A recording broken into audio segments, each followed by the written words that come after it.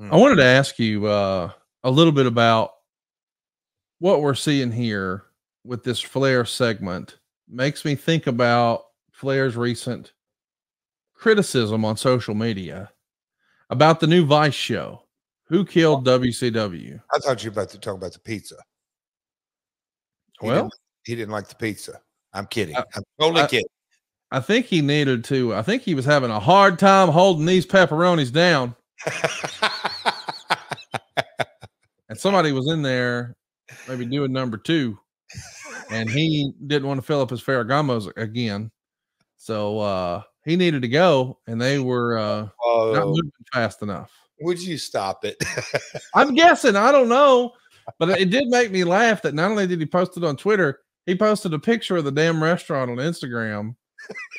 And I howled with laughter. Oh, mercy. I love to see celebrities, use their social media influence to just shit on a local business. Why not? Are you kidding me? That drove. Do you know how many people in Gainesville are going to go by there?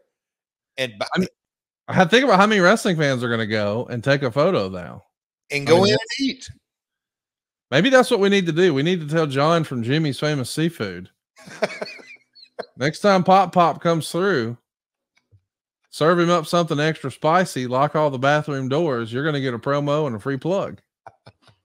And if he does that, I like the crab balls, John. I don't want the whole crab cake. I like the balls.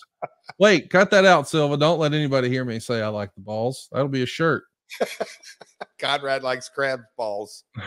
Hey, I guess Rick took issue with them doing a documentary about the death of WCW. Yeah, okay. And I think what maybe he was lost on in that is these are the same folks who did Dark Side of the Ring, and he was none too happy with. So they probably thought better of calling him. But I'm excited to watch the Who Killed WCW just because I think those guys, Evan and Jason, have done a great job with everything they've done on Vice. And I know there's been some concern about The Rock's involvement. Like, is this going to be more WWE spin? And Kevin Nash went to Twitter and said, no, this is the first time you're getting our story. Will you watch that, the death of WCW on Vice? Conrad, I watch it all. I've got several. I have not watched any this year of the Chris Colt. I want to watch. Yeah, several of those I have not seen yet, but I will. You see the Sherry one? No, and you got to watch that one. Good. You learn a lot of stuff, but you get to meet your family and hear the real story. I learned a lot of stuff I did not know. I love the presentation, so it's appointment television for me. I watch every single week. As folks are listening to this tonight, they're doing a show on Black Saturday when Vince McMahon took over the Georgia Championship Wrestling time slot on TBS. I can't wait to watch that. I don't know how much new information will be there because a lot of times I'll watch the shows and I'm like, okay, I knew most of that. But the Sherry Martel stuff, man, I learned a lot and I was really, really impressed. And I didn't know anything about Chris Colt. Honestly, he was not on my radar. So that too was a hard day, didn't she? Sherry had a hard life prior to wrestling, correct? Yes, she did. So now we see, Ric Flair trusted his son. Anyway, you were just going to ask me if I'm going to watch WC. I thought you had a question, but yeah, because Flair. Then she turned on him. Yeah. David's going to turn on his dad, pick up his title belts. And now we see Flair getting into a long white limousine, and he's telling Lex Luger, I've had enough. I can't do it anymore. I'm done with the business. So Ric Flair just quit wrestling, guys. It was May 8th, 2000. That was it. 2 years later, we had Ric Flair last match. 22 years later. It took a while, yes. By the way, he did a podcast interview recently where he revealed that when he went to a doctor and had a checkup, they ran all these tests on his heart, and they said, hey, at some point in the last few years, you've had a heart attack. And Rick has decided that it actually happened in the match with you. Have you read that? I have not read that. Yeah. So is that your first time wrestling a guy who had a heart attack in the match? And got pinned. A guy had a heart attack, came back and beat your ass. How about it, pal? So we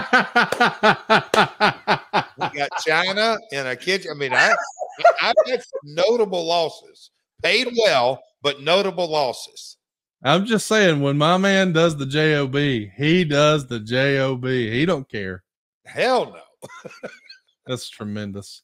Hey, how about the presentation here for Palumbo? Of course, he's in a feud with Lex Luger. This is the Millionaires Club and the New Blood. So we're just trying to pair guys up. So he's just wearing all of Lex's stuff, doing the whole presentation. What do you think of Palumbo? I mean, he had a run here and in the WWF.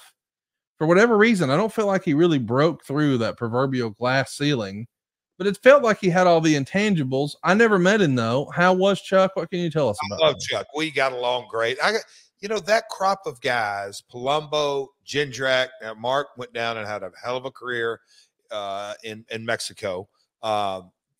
Chuck, he had, Billy and Chuck, he got to WWF, but that entire group of guys, Johnny the Bull, I'm calling the power plant, kind of that whole crop of guys that came out of there.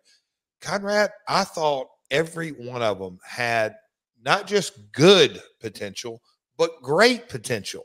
But when you bring online, I think there was 7 or 8, maybe I'm missing a few, maybe 8 or 9. But when you bring them online all at the same time, nobody gets over. Again, kind of a lack of, for lack of a better word, the call ups that you see with the other guys right now. The strategic way to do that, the ebb and flow.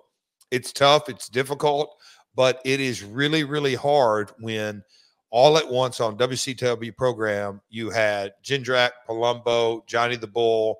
I know, like I just said, I'm going to miss a few of them, but Chuck, great guy personally behind the scenes, but in the ring, he again really, really good. But did he have the reps and seasoned? No, he came straight out of the power plant. We should mention he's going to wrestle Captain Hugh G. Rection here in 1 minute and 7 seconds. The Fisherman Suplex. Or I guess that's not Palumbo. I'm talking about the Stasiak match in a moment. But what jumped out at me though was Captain Hugh G. Rection. Right. Is that one of the goofiest names you've heard in wrestling? And hypothetically, if a promoter were to present you with that idea, I know you're a team player and all that jazz. Could you make it make sense for you to present yourself as General Hugh Rection? Conrad, I like to think I'm adaptable and got a skill set, but again, this is something when you look back on it, and I know Vince Russo was leading the charge, but that room when they named him, I wonder if anyone thought, and yes, it's Shock TV and Crash TV, and they had success, but here we are in 2000. He had 2 strikes right out of the gate because it was so gimmicky. It's really hard to push through all that.